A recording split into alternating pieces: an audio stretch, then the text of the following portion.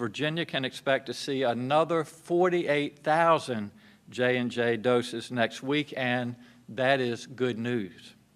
The second piece of good news is about another potential new vaccine, this one made by AstraZeneca. Studies show it also is highly effective across all age groups. That's encouraging, and this could be another tool in our country's toolbox. And the third piece of good news is that the federal government will be launching an extensive education campaign across our country. You'll hear that the vaccines are safe and that they work. And you will hear it from people you trust, from community leaders, neighbors, doctors, ministers, and lots of other folks. This is also good news. So let's turn to where we are in Virginia. In Virginia, we've received more than 500,000 doses this week. We're given an average of around 50,000 doses a day. Remember, that was our goal. And on many days, we're doing more than 60,000, sometimes more than 70,000 doses. We feel good about where we are with vaccinations, and we're continuing to ramp up our distribution. Last week, mass vaccination clinics opened in Danville and at Virginia State University in Petersburg, and we're opening one today in Prince William County. That clinic will be able to do up to 3,000 vaccinations per day by appointment, and it will run 6 days a week. A number of local health departments, hospital systems, and others have worked very hard over the past couple of months to ramp up these vaccination clinics. I want to thank everyone involved in these efforts, health departments and hospital staff, nurses, doctors who give shots, the National Guard, all the volunteers through the Medical Reserve Corps, and everyone who helps make these clinics run so smoothly. If you've seen one of these mass clinics, you've probably been amazed at how well they're run. People guiding you where to park, where to check in, where to go next. The clinics I've seen and heard about have been well-oiled machines, and that is all due to the hard work of thousands of people determined to help their fellow Virginians get vaccinated as quickly as possible. And as always, I am grateful for the frontline workers who are still treating people sick with COVID. Some of our localities have moved into Phase 1C, which includes additional essential workers. As more vaccine supply is coming to Virginia, we're moving pretty quickly through our priority populations, and we expect it's a matter of weeks before we can open it up to anyone who wants to be vaccinated. For the parts of Virginia with large populations of people who are at higher risk, we're working hard to make sure they have enough doses to keep up with the demand. It's important for everyone to have that opportunity to get vaccinated, because that is the only way we put this pandemic behind us. We're on track to meet President Biden's goal of having vaccine available to every adult by May the 1st, and I'm confident that we will exceed it. When our country sets clear goals, we meet and exceed them. In fact, President Biden set a goal of 100 million shots in his first 100 days in office, and our country met that goal in 58 days. Their staff thanked governors and thanked states for working with them to meet that goal. Virginia has done our part, and you have done your part, and the results are real. So here's where we are. Our COVID case numbers have improved dramatically since our peak in January. Our 7-day average of cases is around 1,400 a day. So the message, there's still a lot of virus out in our communities. That number has hit a plateau, and we're watching that very closely. But there is still a vast improvement over where we were just 6 weeks ago. Our percent positivity is around 5.6%, down from 17% in early January. And we're seeing fewer hospitalizations, less ICU admissions, less need for ventilators for COVID than we've seen since last October. So all in all, things are going well. We just need to keep getting people vaccinated. Remember, it protects you. All 3 vaccines are excellent at preventing serious illness, hospitalization, or death. And it protects those around you. The virus survives by infecting new people. The more people that get vaccinated, the fewer people the virus is able to infect. We all want to get back to normal. And the way to do that is to get vaccinated as soon as you can. This combination, lower case counts and higher vaccinations, means that we can consider how to slowly and safely ease some of the mitigation measures we've had in place. Over the past year, when we added mitigation measures, we focused on those in places where there was greater risk for spread.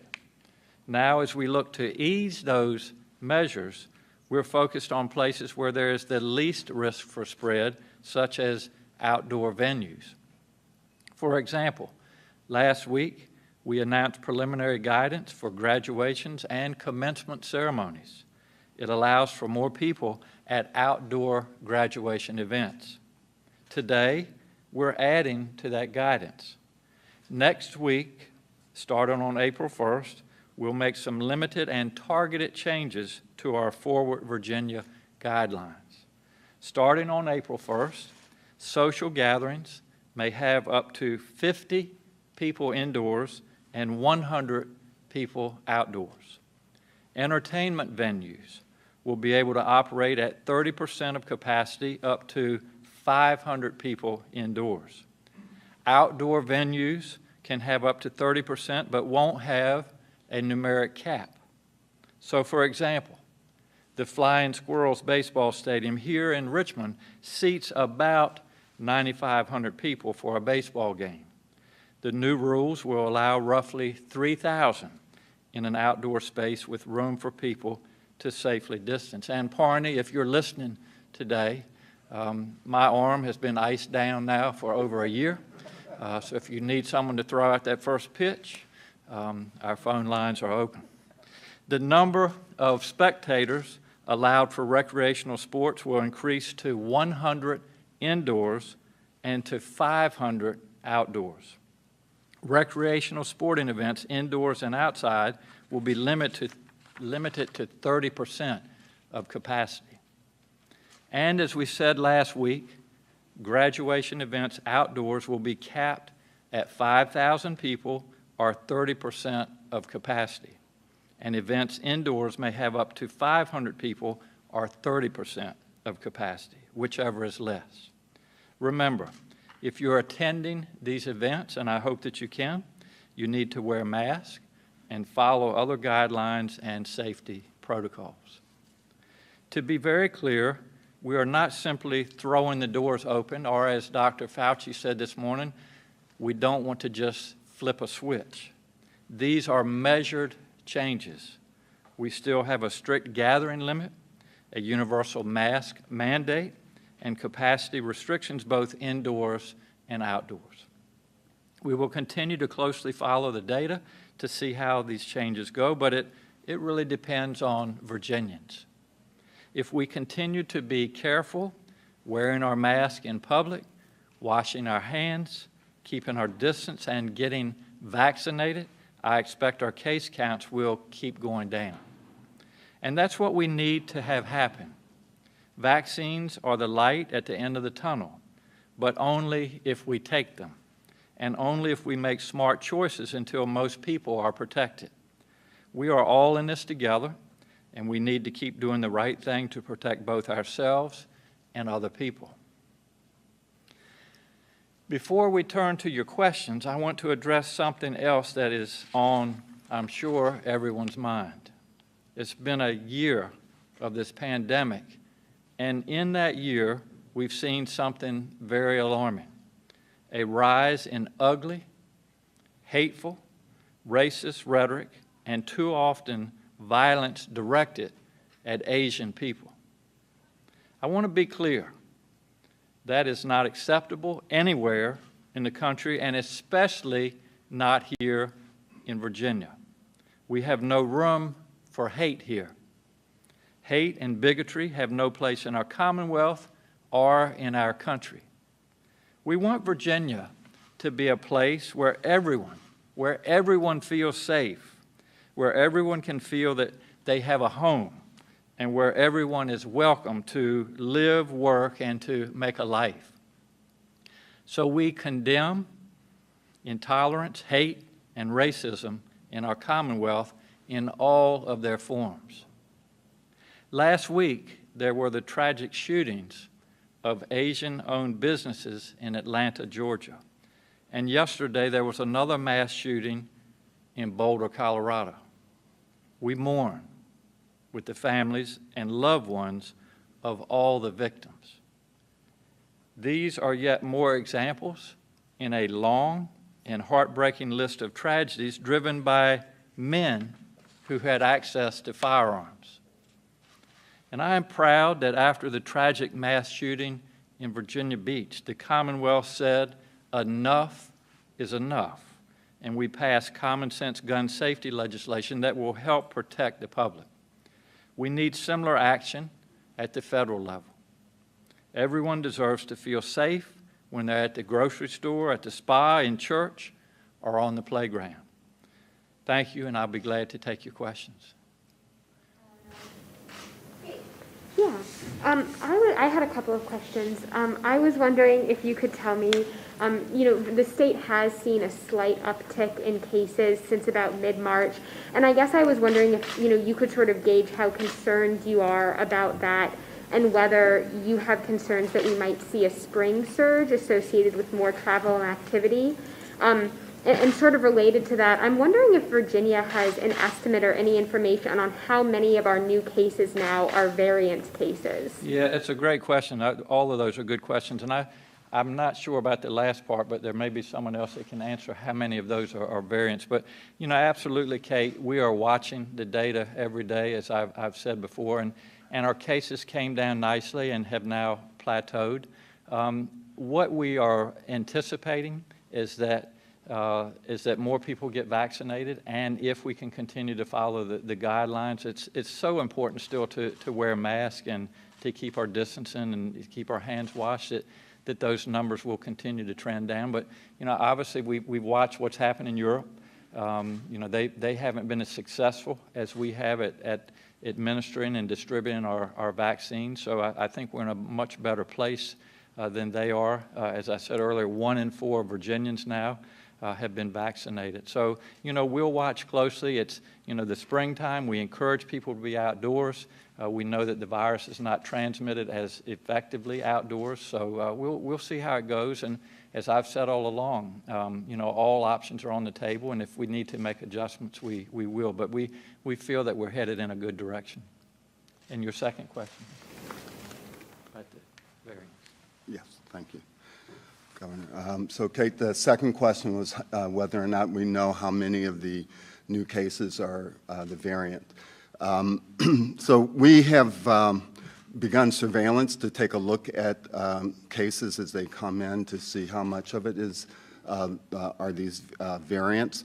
There's a number of variants that we know are here in Virginia, so-called UK variant, the so-called South African variant. There's also a couple variants from California that are here in the Commonwealth.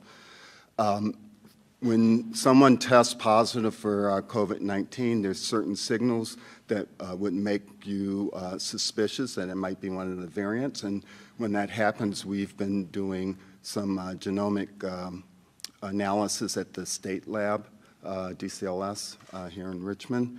And we are in the process of firming up contracts with a couple academic partners so that we can expand our capability to do that, so that we can really get a good feel for the prevalence of those variants.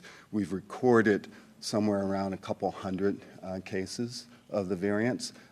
We suspect that it's far more than that.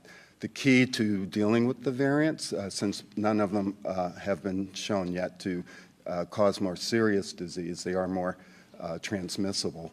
The key to that is what the governor was saying, getting people vaccinated. We're in a race to get people vaccinated so they don't fall victim to that variant. And even more importantly, the longer that the virus is around and able to mutate, the danger is, of course, that it'll happen upon a variant that is, in fact, more dangerous. So once again, encouraging everyone, when your opportunity becomes available to get vaccinated, to do so. David McGee from the Bristol. Yes, thank you, Governor. Question regarding the capacity at both the outdoor and indoor venues. Is there accompanying guidance? Are you going to require temperature checks, social distancing, and how will that be accomplished, I guess, at both the outdoor venues and at the sporting events that you mentioned?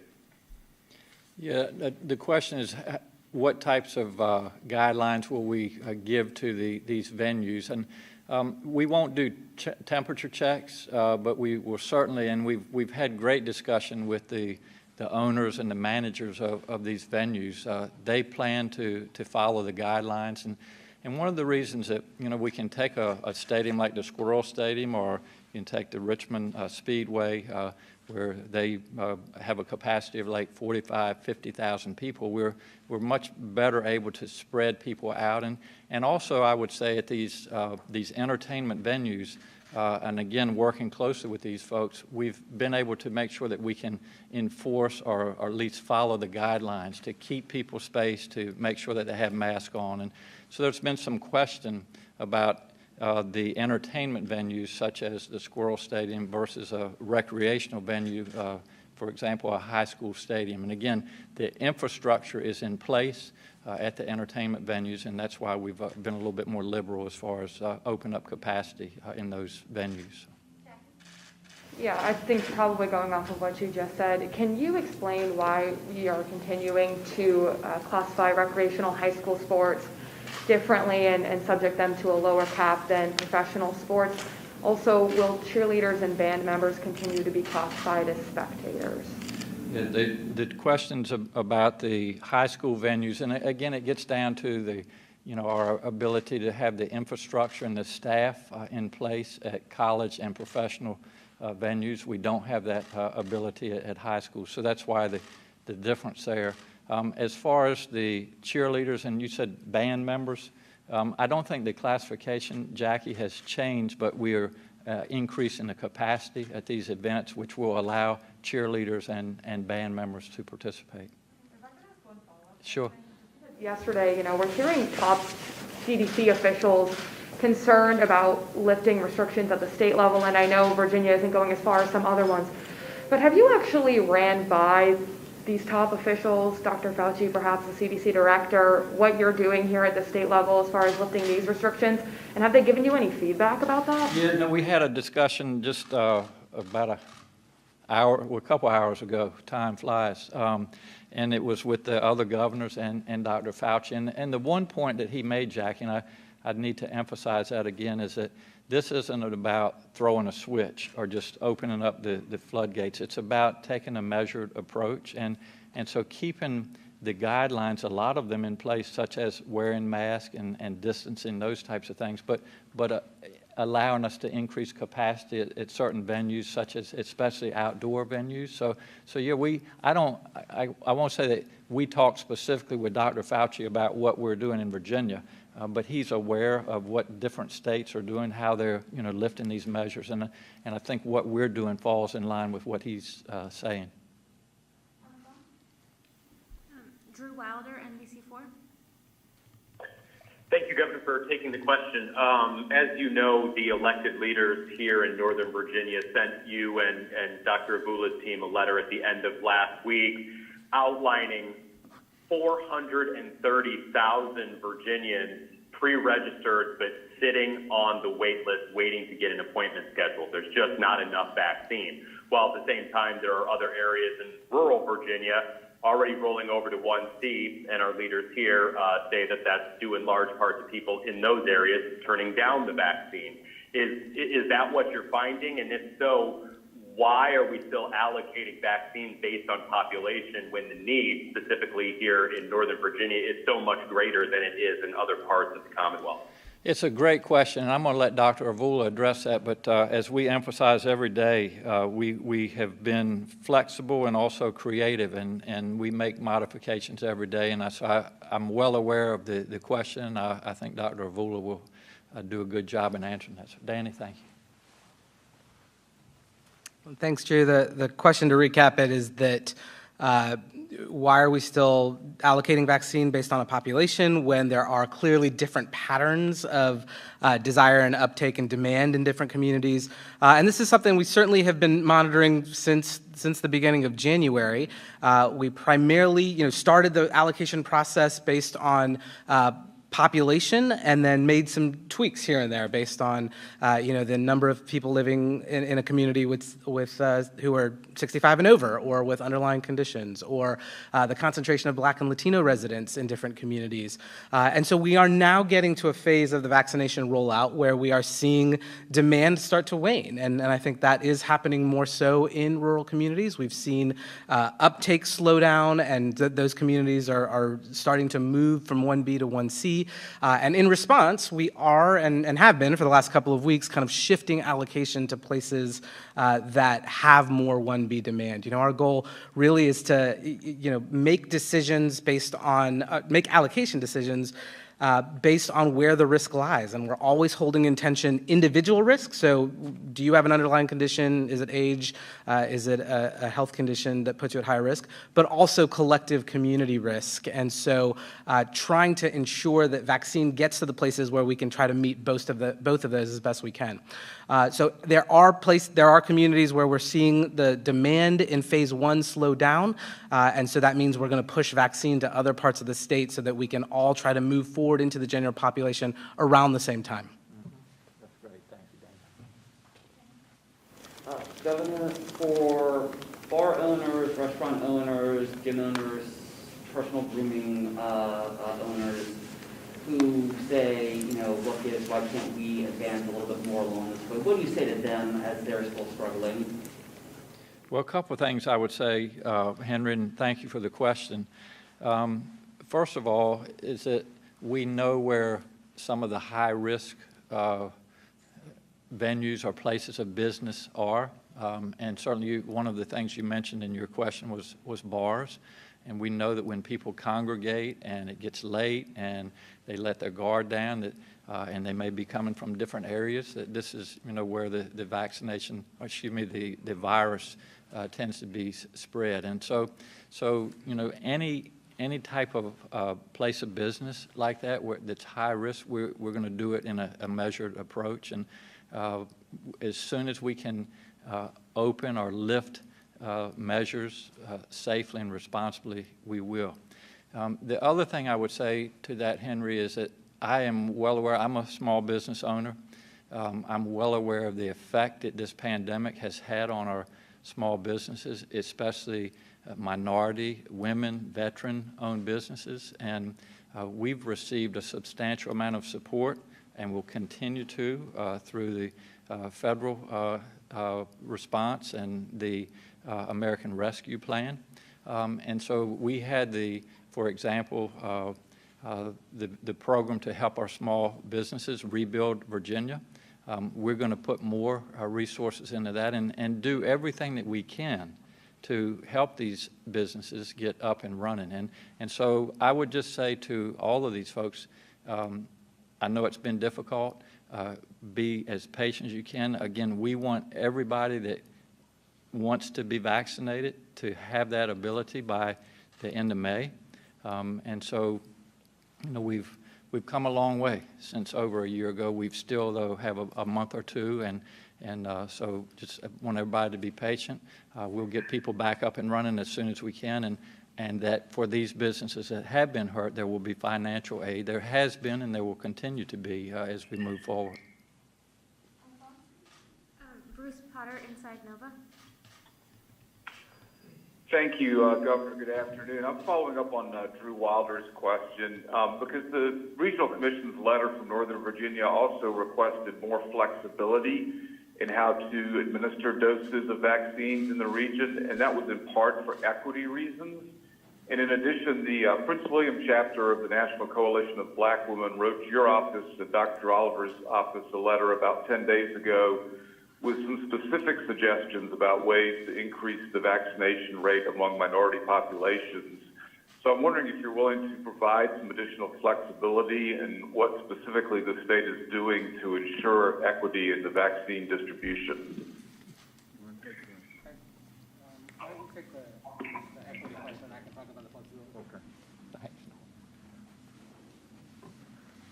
Thank you for that question. With respect to how are we addressing the equity issue, we have done a very good job here in the Commonwealth in addressing this issue.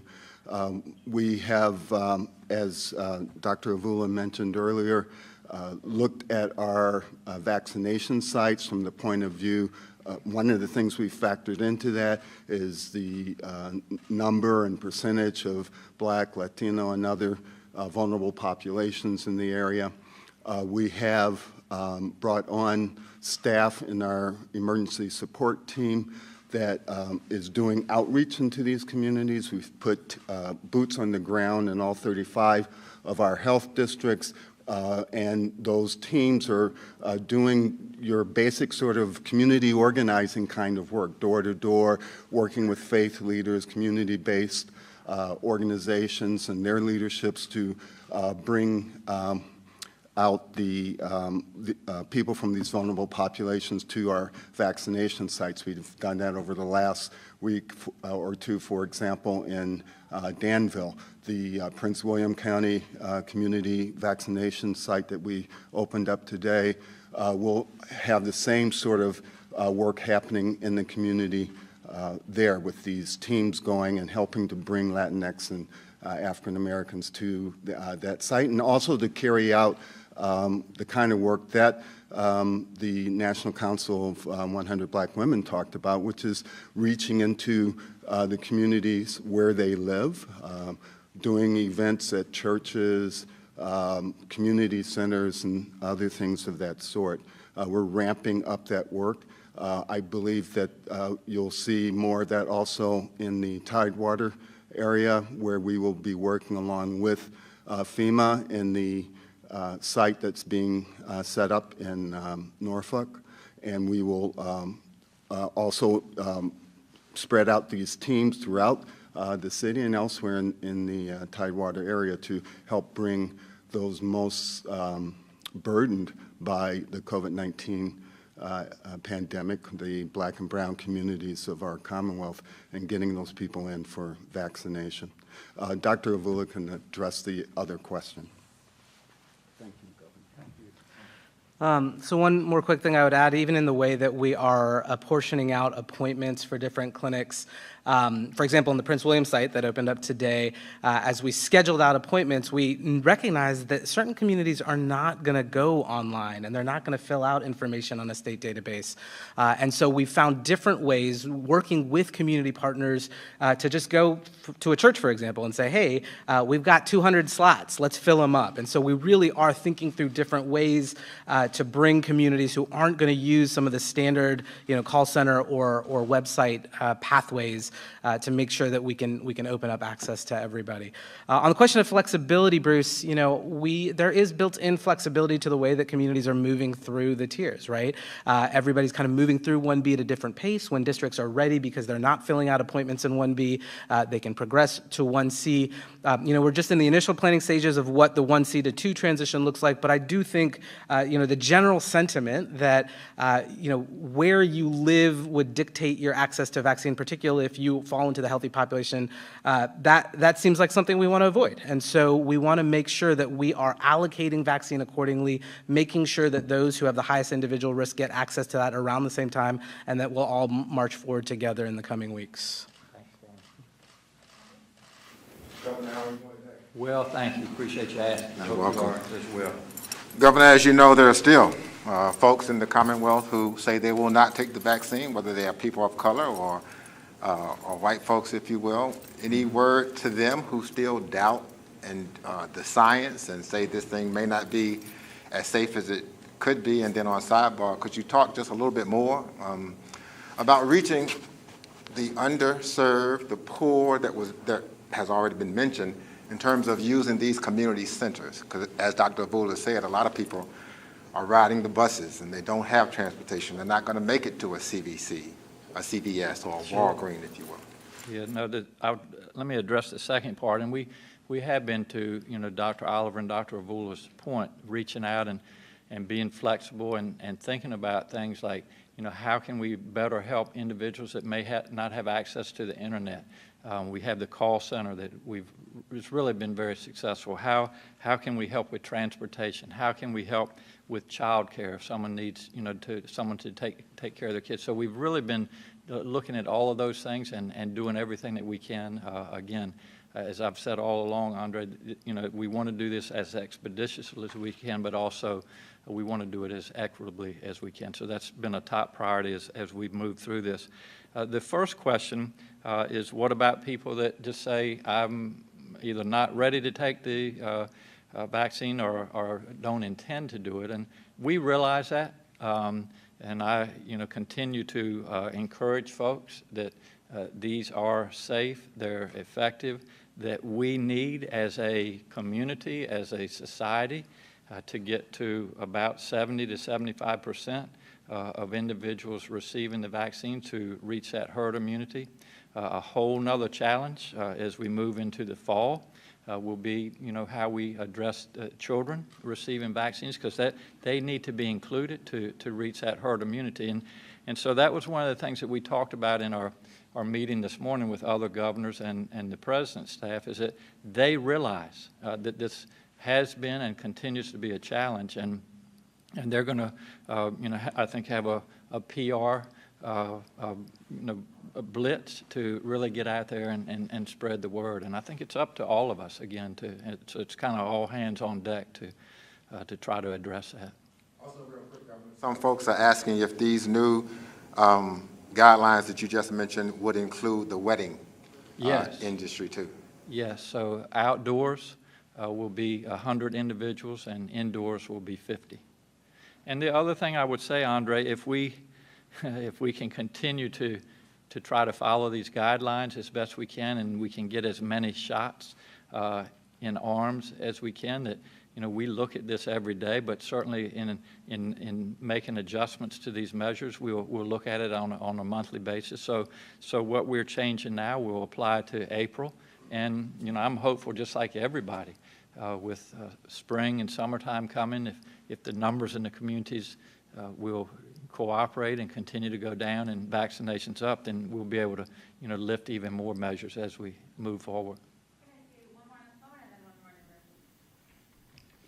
Hannah McCumsey with ABC 13. Hi, Governor. We've had a lot of complaints in Central Virginia from wedding venues, especially the outdoor ones, who are concerned that the restrictions are still on them but not on large venues and entertainment spaces. Is there anything specifically that you're going to do to loosen those restrictions specifically for outdoor venues? And then secondly, now that the CDC has ruled schools can have students 3 feet apart instead of 6 feet, is your administration taking any steps to make sure that students in Virginia get back to 5 days a week? And is that even feasible, do you think, with the new 3-foot rule? Yes, the first part of your question is the wedding venues, and I think I just addressed that outdoors will be 100, increased to 100 individuals, and indoors 50.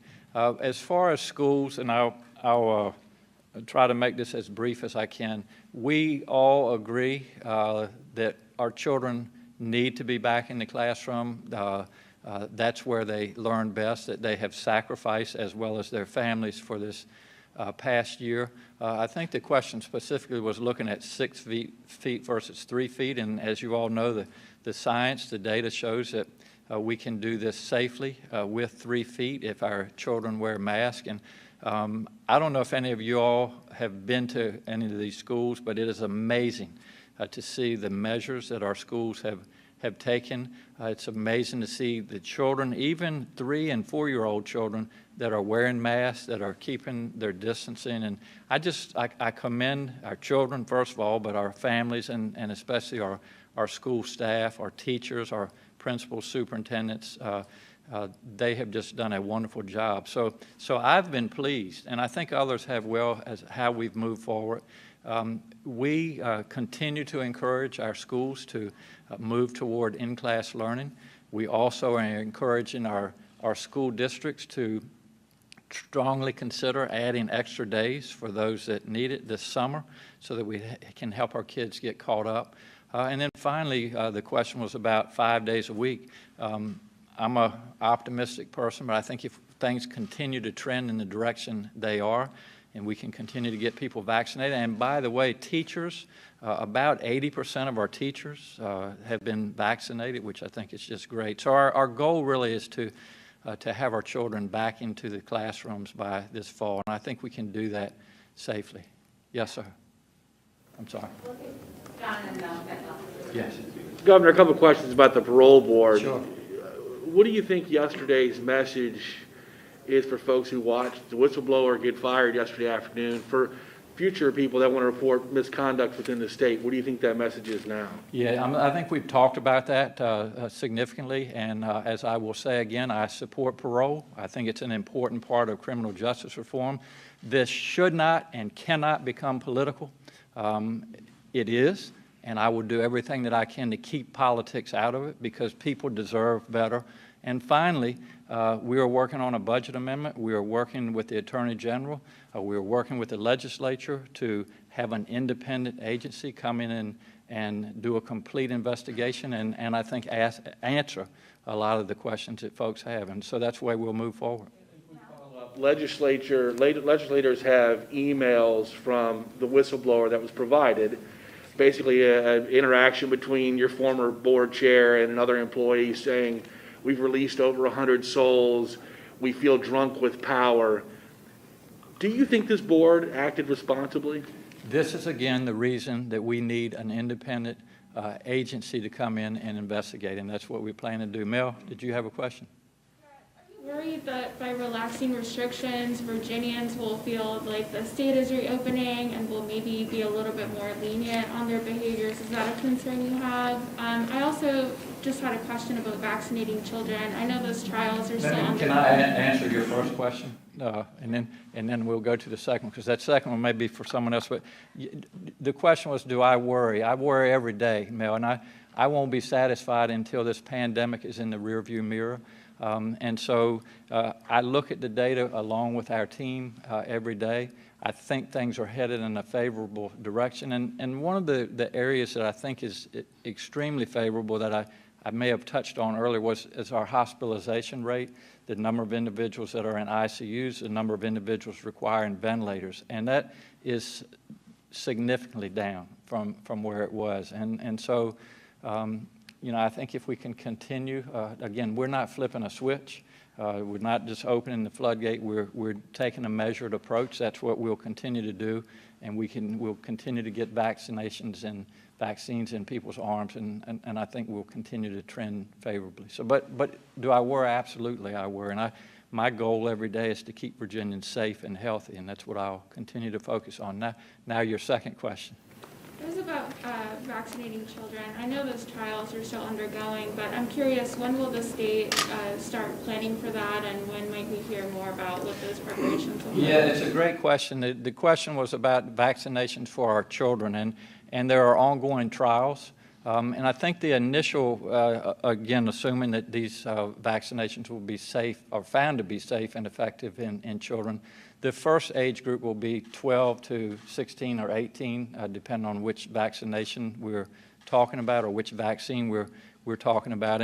And that should be early fall time, Mel. And then the other ongoing studies are kind of incrementally looking at 6 to 12, 3 to 6, a year to 3, and then even 2 months and older. And so as we receive that data and are assured that these are safe and effective, then we'll make those available to children. One of the things that we've talked about, which I think will be helpful, is to do a survey across Virginia with parents, and we can do that through our schools. The PTA has offered assistance in that area, but to say if and when there is a safe and effective vaccine for children, do you plan on having your child take it? And I think that will be very helpful to let us know where people are and as a baseline, what we need to do to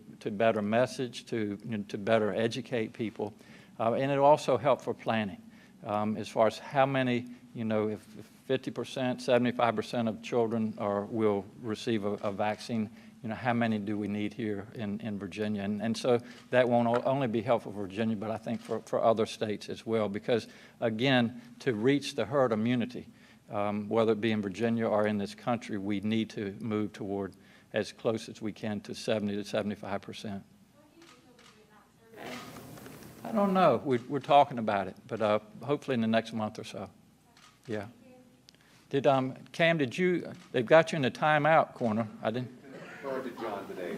Pardon? I can't even hear you. I was just deferring to John today. So that's well, we're glad you're here, and we're glad all of you are here, and just hopefully continue to abide by these guidelines. And as I've said all along, there's light at the end of the tunnel, and we're going to get there. So stay safe and healthy. And Henry, any thoughts on when this next one will be? Or? All righty. Well, thank you. Stay safe. Take care.